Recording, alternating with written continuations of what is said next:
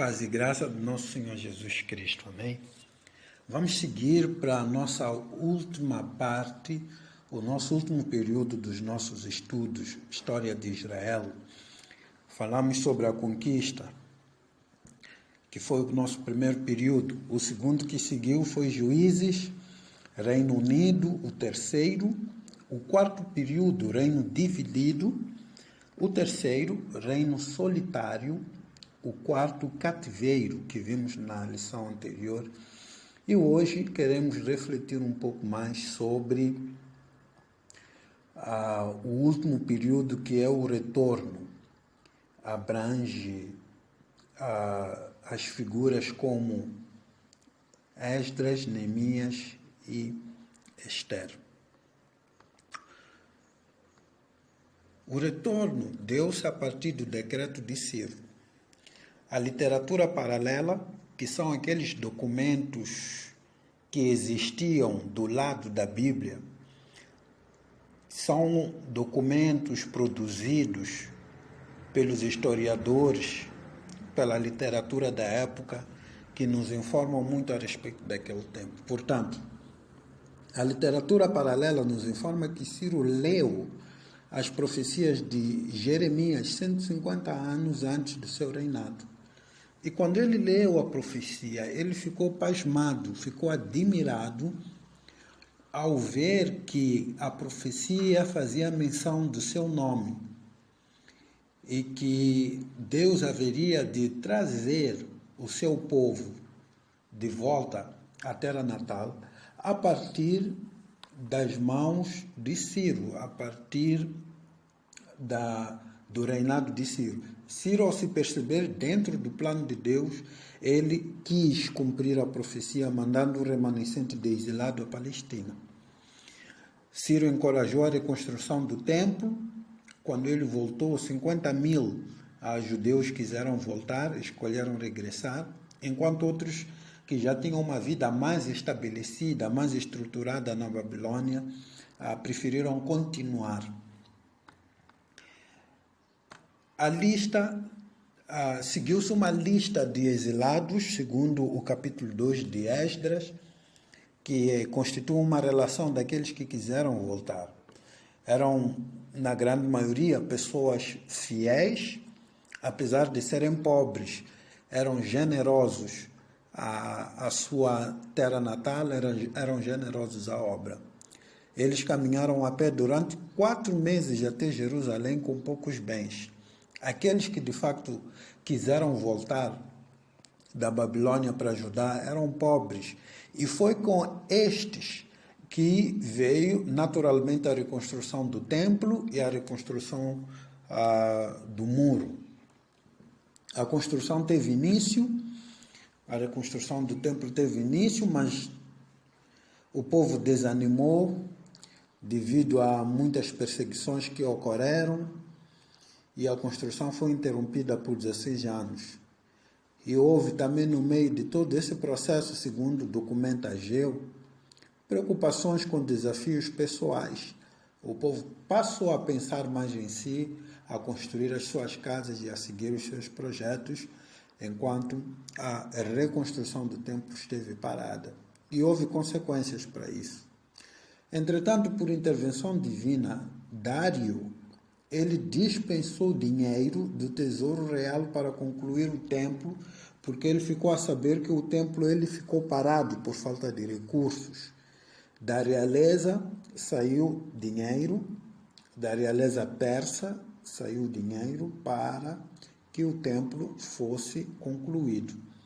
A palavra de Deus diz que aquele templo seria mais glorioso do que o primeiro, porque os mais velhos, quando viram a reconstrução do templo com uma qualidade baixa, relativamente ao templo construído por Salomão, o povo, os mais velhos, começaram a chorar. E Deus veio e animou o povo, dizendo que aquele templo seria de uma glória maior do que o primeiro, porque o Messias, o desejado, o prometido, haveria de colocar os pés no segundo templo. A glória de Deus em pessoa haveria de visitar aquele templo na figura do nosso Senhor e bendito Salvador Jesus Cristo. Isto não aconteceu com o primeiro templo, aconteceu só com o segundo templo.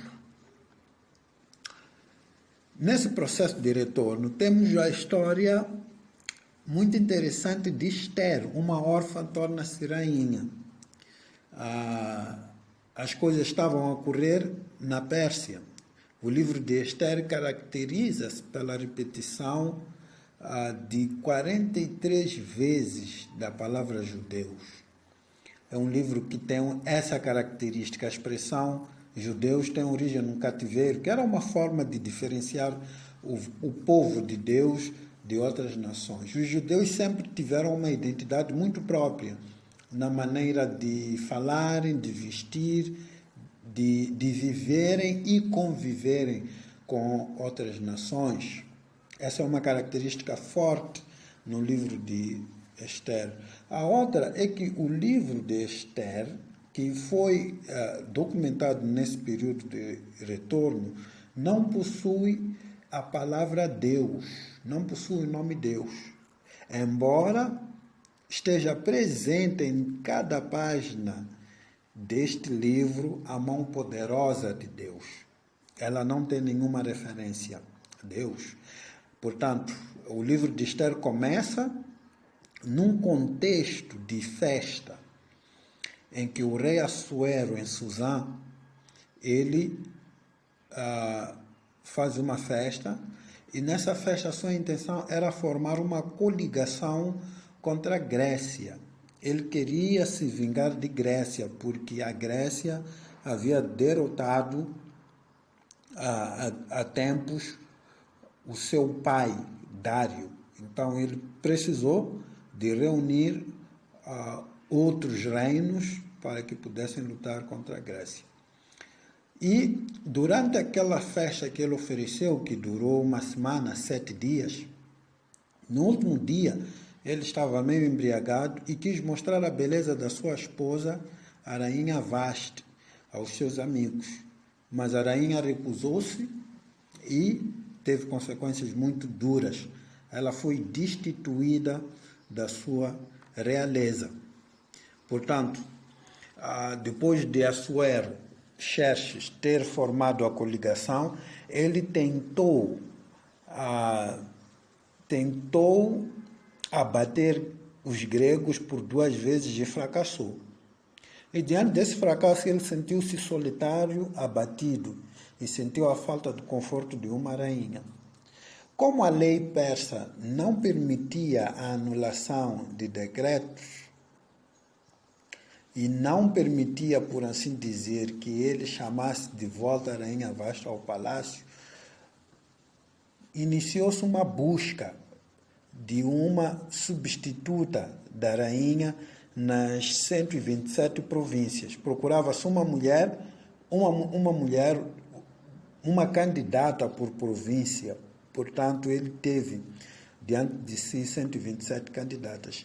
Esther, que era órfã, judia, criada por seu primo Mordecai, foi escolhida como rainha. 5 anos depois, Esther usa sua posição para interceder pelos judeus quando estes foram ameaçados de extinção. Mordecai visitava com frequência no palácio a sua sobrinha. E numa das visitas, ele ouviu que 2 homens planejavam matar o rei. E ele salvou a vida do rei. Embora ele não tivesse sido premiado por essa atitude, esse ato nobre de bravura, o seu ato ele foi registrado, foi anotado nas crônicas da realeza. Pouco depois desse fato, o conselheiro Amã, o conselheiro do rei, foi promovido ao primeiro-ministro. E Amã era um homem muito vaidoso. Ele exigia que todos que cruzassem o seu caminho devessem se curvar a ele. Mordecai se recusava a tal ato de veneração. E isso suscitou em Amã uma fúria mortal, não só contra Mordecai, mas contra todo judeu que ocupava, que ocupava uma parte do território persa. Amã, por ele ser supersticioso, ele consultou Purim, que era uma espécie de pedras de dados, para marcar a data do extermínio dos judeus. Esse extermínio ia ocorrer 11 meses futuros, 11 meses distantes. Nesse todo o processo, Esther ela prepara um banquete para honrar o rei. Amã saiu deste evento envaidecido. Só que quando Amã sai, ele vê Mordecai junto à porta do rei. E Mordecai, mais uma vez, como era seu hábito, ele não se movimentou, ele não fez o gesto que Amã, para alimentar o seu ego, a sua vaidade, exigia. Amã, chateado, furioso, chega a casa, queixa-se a sua esposa do insulto e a sua esposa sugere que ele prepare uma forca naquela mesma noite para que no dia seguinte, com a licença do rei, pudesse matar Mordecai. E naquela noite, o rei Assuero, ele teve insônia. Ele não conseguiu dormir. Ele acordou e começou a passear. Ele acordou e passava o tempo lendo as crônicas. E quando ele lia as crônicas, deparou-se que ele havia sido salvo da conspiração de 2 homens pela intervenção de Mordecai. Mas percebeu também que Mordecai ele não foi devidamente galardoado pelo seu ato de bravura e heroísmo. E ele quis fazê-lo. Amã, pensando ser ele a pessoa, aconselhou que essa pessoa que fosse honrada deveria andar a cavalo pela cidade, tendo seus atos apregoados aos ouvidos do público com um oficial da corte. Amã, sem perceber-se, ele estava a dar honra ao seu maior inimigo. No dia seguinte, a rainha Esther ofereceu mais um banquete em que a razão era que o rei havia dado à rainha Esther a oportunidade dela fazer um pedido. E ela quis fazê-lo a partir daquele banquete. Ora bem, naquele banquete estaria também presente Amã.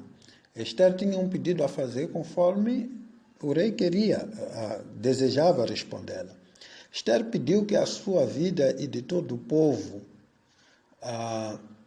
fosse salvo dos planos malévolos de Amã. Furioso, o rei saiu para passear no jardim. Quando retorna, ele encontra Amã cansado e deitado num divã da rainha. Diante disso, o rei percebeu que estava criado ali um cenário próprio para mandar operar a execução deste seu primeiro-ministro. E um dos servos lembrou-se que havia uma nova forca montada. E Amã, ele foi morto na sua própria forca.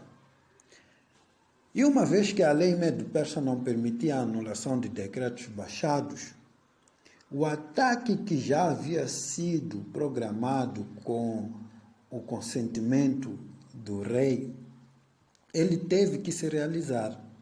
Mas o rei, nas suas prerrogativas reais, podia emitir um segundo, de modo que atenuasse os efeitos do primeiro. Assim, o rei decretou a defesa armada dos judeus.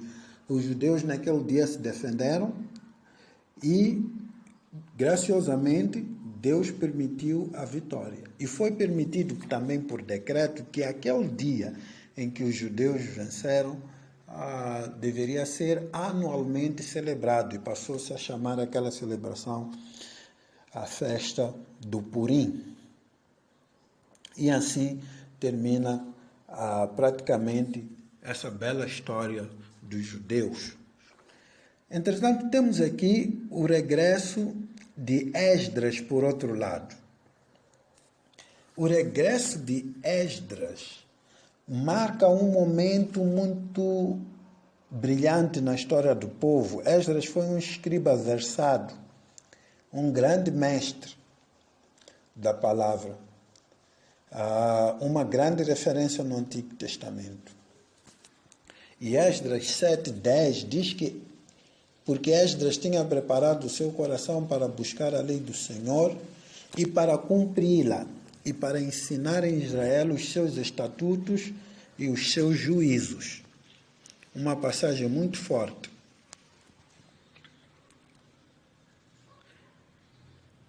Esta passagem nos diz que um homem de Deus, ele precisa tomar a decisão de preparar o seu coração. De preparar o seu coração para ouvir a voz de Deus, de preparar o seu coração para interagir com Deus. E essa é uma decisão que todo o líder precisa tomar. Segundo aspecto interessante deste versículo é que nós precisamos de dedicação. Esdras não só preparou seu coração, mas ele também preparou para buscar a lei do Senhor. A lei do Senhor, irmãos, ela deve ser buscada, deve ser estudada, deve ser trabalhada. E isso exige muita dedicação. O trabalho árduo de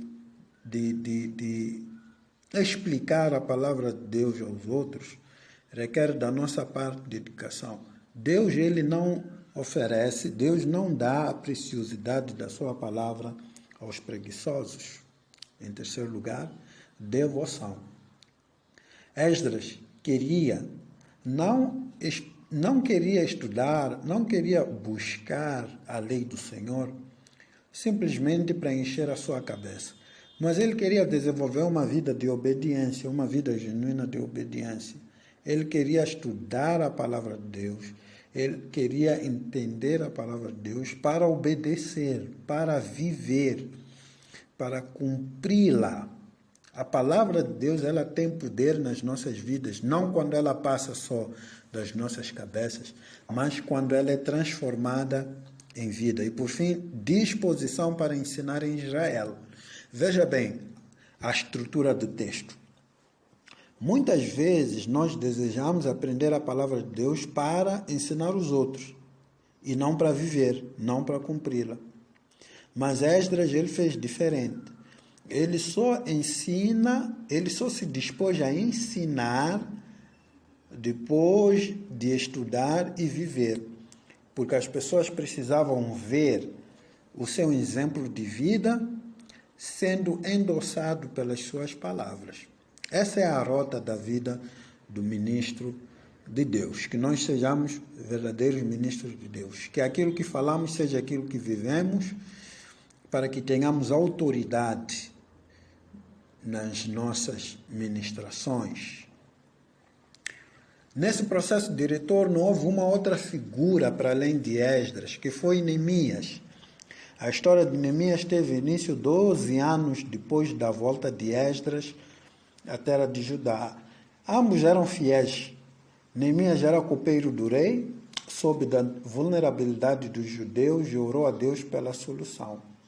4 meses depois, o rei perguntou a Neemias porque ele andava triste. Neemias explicou que ele estava preocupado com a situação do seu povo em Jerusalém. E ele sentia-se da parte de Deus chamado a regressar, a voltar. E ele, de facto, regressou. Regressou e começou a reconstrução do muro. Apesar de oposições de Tobias, Sambalate e tantos outros, apesar de ter tido oposições de dentro e de fora, Deus conduziu vitoriosamente o projeto de construção. E ele envolveu todas as famílias, envolveu todas as pessoas, trouxe recursos. E, pela graça de Deus, em 52 dias foi concluído a reconstrução das muralhas. E o povo fez uma grande festa por esse progresso. Terminada a construção, todo o povo se reuniu na Porta das Águas para uma consagração nacional. O culto foi dirigido pelo escriba Esdras, que velava pela segurança espiritual, enquanto que Neemias zelava pela segurança nacional. Neemias e Esdras, eles faziam uma perfeita equipe. Enquanto um era mais administrativo, enquanto um administrava ou cuidava de coisas, outro cuidava de questões espirituais. A reunião deu início a um momento de crescimento espiritual para toda a nação e trouxe também sentido de unidade e propósito. E vemos também claramente lá em Neemias 8, onde Esdras dirigiu a reunião, que de facto ali ocorreu um verdadeiro avivamento. Neemias capítulo 8 é esse relato de um verdadeiro reavivamento que nasce no céu e termina na terra. Nós precisamos disso, porque cada grande época da reforma na história da igreja e cada reavivamento tem sido um tempo de redescobrirmos o lugar e o papel da palavra de Deus, da pregação bíblica no meio do povo de Deus. O povo precisa da pregação da palavra de Deus para mexer com os seus corações. E a partir de Neemias 8, os irmãos podem ler com mais devagar em casa, e ao ler podem perceber algumas linhas, algumas ideias interessantes, que Deus, ele nos chama para a pregação, há um chamado para a pregação. Nunca haverá outro avivamento se não houver um fogo no púlpito. Se as coisas não começarem a arder num púlpito, não começarão de nenhum outro modo, porque é a palavra de Deus que gera essa mudança, essa transformação. Portanto, o nosso chamado para a pregação não é para entreter as pessoas, não é para jogarmos com as pessoas, não é para fazermos piadas. O nosso chamado para a pregação é nobre, é um chamado de transformação de vidas.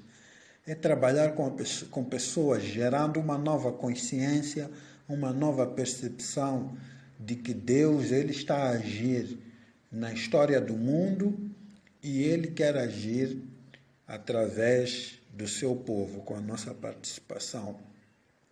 Qual é o caráter da pregação à luz de Neemias 8? A pregação, ela tem de ser centrada na Bíblia.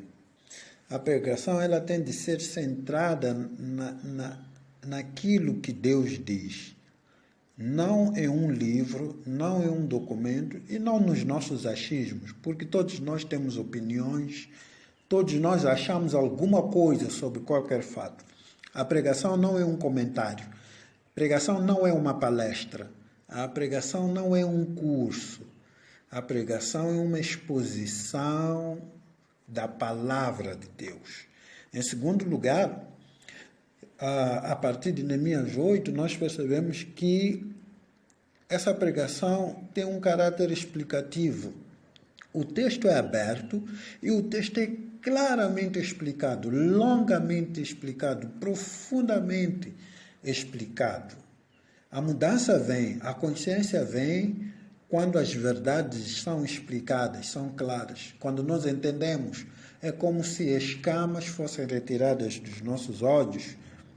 Esdras, ele colocou-se numa postura de autoridade. Ele improvisou um púlpito. Pensa-se que é dali onde veio a ideia do púlpito pela primeira vez na história. E ele coloca-se diante do povo e ele fala com a autoridade da palavra de Deus. E é interessante que a pregação da palavra de Deus exalta o próprio Deus. Não exalta o nosso ministério, não exalta quem nós somos ou o que temos, não exalta pessoas, não exalta denominação, não exalta grupos. A palavra de Deus ela exalta o próprio Deus, está comprometida com a glória de Deus, porque o pregador é o profeta, e o profeta é a boca de Deus. Ele fala a respeito de Deus, ele está encantado, está entusiasmado, ele está cativo somente a pessoa de Deus. Portanto, uma pregação verdadeiramente bíblica, ela exalta a Deus. Ela prega a glória de Deus. E ela traz uma explicação precisa. É preciso explicar com firmeza, é preciso explicar com precisão o sentido do que nós estudamos num texto sagrado. Uma pregação explicativa é uma pregação que esclarece também o povo, esclarece também aqueles que ouvem. Aqueles que ouvem a pregação precisam ter claramente a direção de onde devem seguir, precisam saber o que lhes é esperado, quais são as expectativas de Deus em relação às nossas vidas, a nossa vida conjugal, a nossa vida financeira, a nossa vida espiritual, a nossa vida profissional. Deus tem expectativas em relação às nossas vidas, mas essas expectativas elas são conhecidas na medida em que a explicação precisa ocorre. Por fim, há um resultado. O povo, quando ouve a palavra de Deus e a palavra trabalha neles, o povo segue. Foi Lutero que disse: eu simplesmente preguei, escrevi e ensinei a palavra de Deus. Enquanto eu dormia, a palavra de Deus enfraqueceu o papado, eu não fiz nada. A palavra fez tudo. Não precisamos de manipulação, não precisamos de fazer as pessoas sentirem-se com medo, não precisamos de ameaçar a ninguém, não precisamos de fazer um jogo para que as pessoas de facto observem e respondam ao que ouvem. Não precisamos nada disso. Precisamos simplesmente pregar. O Espírito Santo ele vai aplicar a palavra pregada no coração de cada um e vai fazer o seu trabalho. Que essas linhas da verdadeira pregação e que a verdadeira pregação que marca o verdadeiro avivamento possa ocorrer nas nossas vidas e na vida das nossas famílias e ministérios. Amém? Vamos terminar falando um pouco sobre os períodos de silêncio. O relato histórico do Antigo Testamento termina basicamente com a morte de Neemias. E 400 anos antes do nascimento de Cristo, a morte de Neemias, que ocorreu mais ou menos 400 anos antes da morte de Cristo, deu início a um período que foi chamado Anos de Silêncio, ou período interbíblico. Portanto, o período interbíblico é aquele tempo de silêncio entre o fim do Antigo Testamento e o início do Novo Testamento. Por que diz-se que é o período de silêncio? É porque não existe uma documentação escrita sobre aqueles 400 anos, de fatos ocorridos sobre aqueles 400 anos. Não significa que Deus estivesse em silêncio, objetivamente, ou que não estivesse a cuidar do seu plano. Mas algumas coisas muito interessantes aconteceram durante aqueles 400 anos. O reino persa veio a terminar, os gregos tornaram-se donos do mundo, com Alexandre conquistaram o mundo todo, inclusive Judá. E os gregos, eles, quando dominavam, eles também disseminavam a sua cultura. A língua era um elemento forte. Naquela época, praticamente o mundo todo, as massas falavam grego. Por isso o Antigo Testamento teve que ser traduzido em grego, a famosa Septuaginta, né? E isso foi bom, foi positivo, porque a palavra teve uma circulação universal, porque grego era uma língua universal. O Evangelho também foi conhecido através do grego. Jesus falou grego. O Novo Testamento foi escrito em grego. Portanto, durante os 400 anos de silêncio, Deus ele estava trabalhando na história do mundo. E a partir do domínio grego, Deus ele estava também a cumprir o seu plano. Alexandre veio a morrer e o seu reino foi dividido pelos seus 4 generais. Judá estava entre territórios de 2 dos generais de Alexandre. Um era Ptolomeu, do Egito, e outro era Seleuco, da Síria. E Judá ele ficou numa situação muito difícil. Às vezes era dominado pelo Ptolomeu do Egito e às vezes pelo Seleuco da Síria. Mas com o andar do tempo, os Seleucidas da Síria obtiveram supremacia e passaram a controlar Judá. Os Seleucidas da Síria, eles eram muito cruéis. Eles obrigavam as suas colônias a assimilarem, a aculturarem a sua religião. E aqueles judeus que fossem resistentes terminavam com um fim trágico. 40.000 judeus, por exemplo, que resistiram, foram mortos e outros foram levados a cativeiro. Houve necessidade de uma revolta. Surgiu um pequeno grupo de judeus que era chefiados por um homem chamado Judas. Eles empreenderam uma reviravolta e venceram. E dessa vitória apelidaram Judas de Macabeu. Macabeu significa martelo. E os judeus ganharam independência através dessa intervenção de Deus, através de Judas, um Macabeu.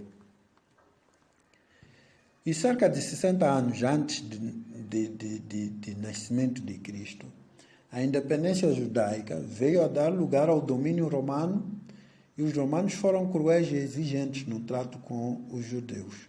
Fato que aumentou o desejo da expectativa messiânica nos judeus. Mas através de Roma, Deus havia preparado um ambiente propício para o advento do próprio Cristo, do próprio Messias, mas também para a divulgação do Evangelho. Por exemplo, a Pax Romana, por exemplo, o excelente sistema de estradas que havia, e dizem que até hoje ainda existem estradas daquela época em Roma, permitia que as pessoas se movessem sem temerem por represálias ou por assaltos de criminosos e bandidos. E esse sistema rodoviário que permitia a circulação de bens e pessoas permitiu também a circulação do Evangelho. E quando vamos estudar Atos, percebemos claramente que foi também por essas vias que o apóstolo conseguiu empreender algumas viagens missionárias. Portanto, diz-se que sim, é um ano de silêncio porque não temos biblicamente registros, mas Deus estava trabalhando na história para o progresso do Evangelho e da redenção do mundo. E é dessa forma que nós damos fim ao nosso curso e creio que todos nós tenhamos aprendido e crescido bastante. Que o Senhor o abençoe, em nome do nosso Senhor Jesus Cristo. Amém.